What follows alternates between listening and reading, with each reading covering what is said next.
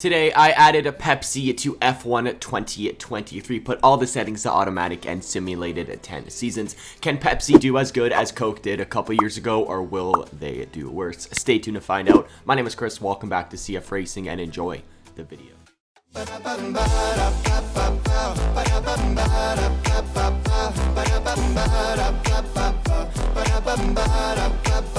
Hey everybody, what's going on? Chris here, otherwise known as CFRacing, and today everybody, we got a Pepsi simulation. It's been over a year in the making pretty much because somebody keeps commenting on every single video. When is Pepsi sim? Even though Pepsi and Coke, they're really not that good, not gonna lie. But today, we're adding Pepsi to Formula 1 and we're simulating 10 seasons for them. The admin for today's video is that I am actually choosing a NASCAR driver to be the main driver for all 10 seasons because there's really not that many Pepsi drivers throughout motorsport, and Jeff Gordon had a Pepsi livery at one point, so I chose Jeff Gordon to be the main driver for Pepsi for all 10 years. If you don't know who Jeff Gordon is, I believe he's a 4 or 5-time NASCAR champion. He used to race with like Jimmy Johnson and all that. It was awesome. They had a good rivalry going on in the early 2000s and the late 2000s, early 2010s. Jeff Gordon, legend of NASCAR. I think he also part owns Team Hendrick now for NASCAR, if I'm right with that. Anywho, with that being said, guys, don't forget to join the Discord, hit that like button, subscribe, share with your friends. In the Discord, I'll be doing giveaways every single month, so go check out the Discord there. With that being said, see you guys in the video. Enjoy the video. Oh yeah, I also forgot to mention, go check out G Fuel, big sponsor for the channel. All you gotta do is use my code and link in the description down below to get 20% off your purchases at G Fuel. Guys, it's a great deal. Go check out G Fuel. Awesome, thanks. In 2023, Max Verstappen comes out on top, taking 11 wins on the year, 326 points to finish P1. Lewis Hamilton takes 198 points to finish P2, and George Russell takes 180 points to finish P3. Looks like the Mercedes had a quick car, but just not a race-winning car, which is kind of weird. Charles Leclerc had one win, 163 points to finish P4. Devin Butler, I put Button for some reason. It's supposed to be Devin Butler, I can't spell apparently. He takes 2 wins, 156 points to finish P5. Carlos Sainz, 149 points to finish P6. Lando Norris, 2 wins, 139 points to finish P7. Perez, 122 points to finish P8. Very big gap between him and Verstappen. Jeff Gordon scores 84 points to finish P9, and Fernando Alonso scores 68 points to finish P10.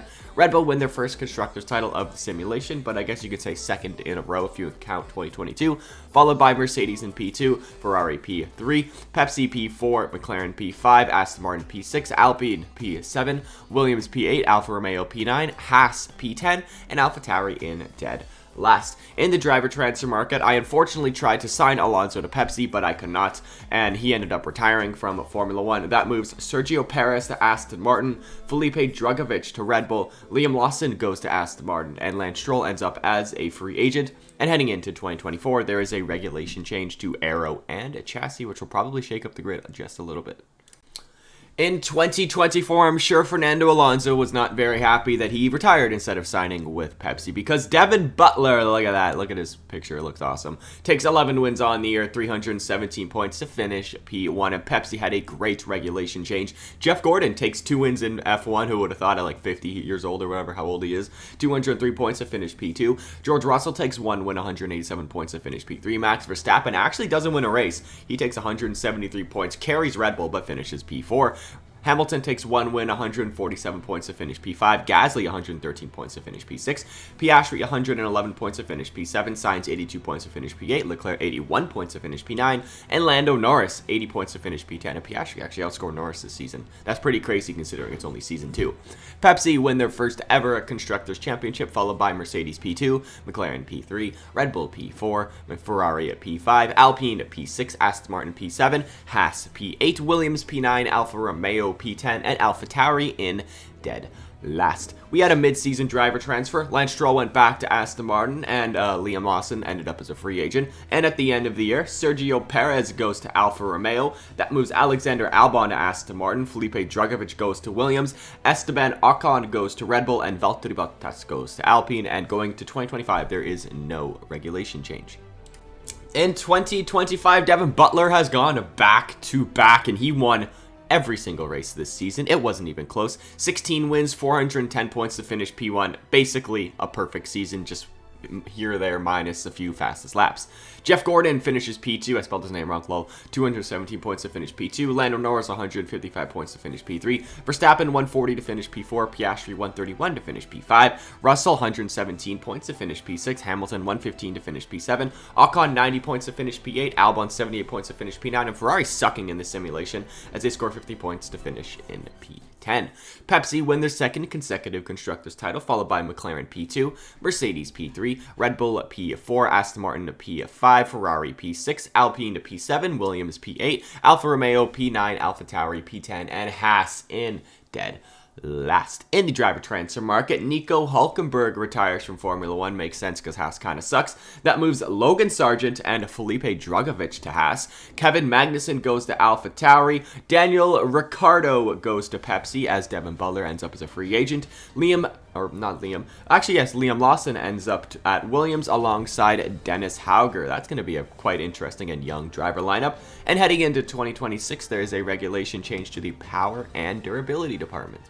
In 2026, look at this, everybody. Daniel Ricciardo wins his first ever World Drivers' Championship. You all love to see it. This is the greatest moment ever. Ricciardo takes 6 wins on the year, 290 points to finish P1. Hamilton takes 5 wins on the year, 250 points to finish P2. And imagine if we had this title fight, Daniel Ricciardo and Lewis Hamilton.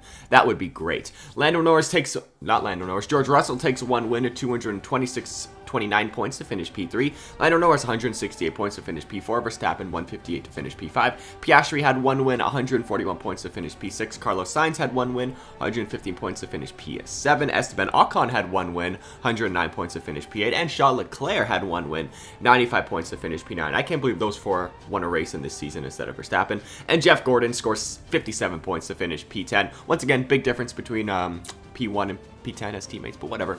Mercedes win their first Constructors title since 2021, followed by Pepsi P2 with McLaren P3, Red Bull P4, Ferrari P5, Williams with their young driver lineup in P6. Look at that. Aston Martin finished P7, Alpine P8, Haas P9, Alfa Romeo P10, and AlphaTauri in dead last. In the driver transfer market, Sergio Perez and Lewis Hamilton both retire from the sport. That moves Yuri Vips to Mercedes. Daniel Ricciardo leaves Pepsi and goes to McLaren. Teo Pourchaire, as a rookie, I believe, goes to Pepsi. Lando Norris goes to Alfa Romeo alongside Jack Doohan, who also goes to Alfa Romeo.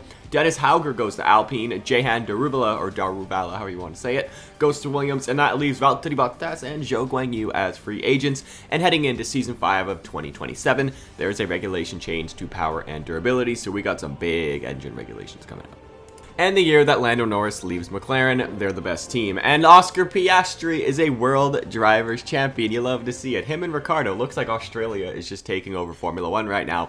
Piastri takes 7 wins on the year, 285 points to finish P1. Liam Lawson in the Williams takes 4 wins, 228 points to finish P2. That's unbelievable. Max Verstappen scores 222 points to finish P3. Russell scores 2 wins, 208 points to finish P4. Daniel Ricciardo takes 3 wins, 201 points to finish P5. And Max Verstappen is carrying the heck out of that Red Bull team. Esteban Ocon takes 159 points to finish P6, Bottas 79 points to finish P7, Charles Leclerc 59 points to finish P8, Vips 53 points to finish P9, and Carlos Sainz 52 points to finish P10. McLaren win their first Constructors title since the 90s or something like that, followed by Red Bull P2, Mercedes P3, Williams P4, Ferrari P5, Alpine P6, Aston Martin P7, Pepsi P8. They had a bad regulation change. Alfa Romeo P9, Haas P10, and AlphaTauri in dead last. We had a mid-season driver transfer. Bottas swapped out with Yuri Vips at Mercedes mid-season, and at the end of the year, Bottas decides to retire, with Lance Stroll going to Mercedes, Jack Doohan going to Aston Martin, and Zhou Guanyu going back to Alfa Romeo. And heading into 2028, there is no regulation change. In 2026, Piastri goes back-to-back, winning his second Drivers' Championship as he takes 6 wins on the year, 296 points to finish P1, and he had a title fight with Daniel Ricciardo and George Russell. Ricciardo takes 4 wins, 268 points to finish P2. George Russell takes 3 wins, 245 points to finish P3. Teo Pourchaire in the Pepsi car, look at that, takes 2 wins, 209 points to finish P4. Max Verstappen, 168 points to finish P5. Esteban Ocon had 1 win, 137 points to finish P6. Liam Lawson scores 80 87 points to finish P7, Stroll 75 points to finish P8, Carlos Sainz 49 points to finish P9, and Charles Leclerc 39 points to finish P10. And this Ferrari is so bad. McLaren win their second consecutive Constructors title, followed by Mercedes P2, Red Bull P3, Pepsi P4, Williams P5, Ferrari P6, Alpine P7, Aston Martin P8, Alfa Romeo P9, Haas P10, and AlphaTauri in dead last. Seems like Max Verstappen has finally had enough, and he decides to retire from Formula 1 in 2028. That moves Lando Norris to Red Bull, big move there. Felipe Drugovich goes to Alfa Romeo, and Yuri Vips goes to Haas. And heading into 2029, we have a major regulation change to all performance departments, aero, chassis, and power, so this is going to shake up the grid. And in 2029, the grid really didn't shake up that much. That's kind of surprising considering it was a major regulation change. And Oscar Piastri is our world champion again. He takes 4 wins on the year, 272 points to finish P1. Daniel Ricciardo takes 3 wins, 253 points to finish P2. George Russell takes 5 wins, 229 points to finish P3. Esteban Ocon takes 3 wins, 223 points to finish P4, followed by Lando Norris, 1 win, 221 points to finish P5. Charles Leclerc takes 87 points to finish P6. Liam Lawson scores 69 points. Nice to finish P7. Sainz scores 67 points to finish P8. Doohan 54 to finish P9. And Teo Pourchaire 44 points to finish P10. And I realized I wrote Pourchaire as a champion, not Piastri. That's my bad. That is my bad. I was drinking beer when I was making these graphics, not gonna lie. McLaren win their third consecutive Constructors title, followed by Red Bull P2 with Mercedes P3 and Ferrari P4. Williams finished P5, followed by Aston Martin P6, Alpine P7 on AlphaTauri, Pepsi P8, Alfa Romeo P9, Haas P10, and AlphaTauri. They still suck. They're in dead last. Piastri, at the end of the year, goes to Pepsi for some reason. I don't know why he'd want to leave McLaren. Vesti takes Piastri's spot at McLaren. Teo Pourchaire goes to Ferrari, and Carlos Sainz ends up as a free agent. And heading into Season 8, 2030, there is no regulation change. In 2028, Lando Norris has finally done it, and we had a great title fight again as Lando Norris takes 4 wins on the year, 259 points to finish P1. His first ever World Drivers' Championship. He won it before Leclerc. That's so sad. Daniel Ricciardo takes 3 wins, 222 points to finish P2. George Russell takes 4 wins, 219 points to finish P3. Esteban Ocon takes 1 win, 214 points to finish P4. Carlos Sainz 3 wins, 145 points to finish P5. He replaced Vesti midseason. Vesti takes 1 win, 120 points to finish P6. Piastri 100 points to finish P7. Charles Leclerc 87 points to finish P8, followed by Jack Doohan 70 points to finish P9. And Teo Pourchaire alongside Charles Leclerc at Ferrari takes 68 points to finish P10.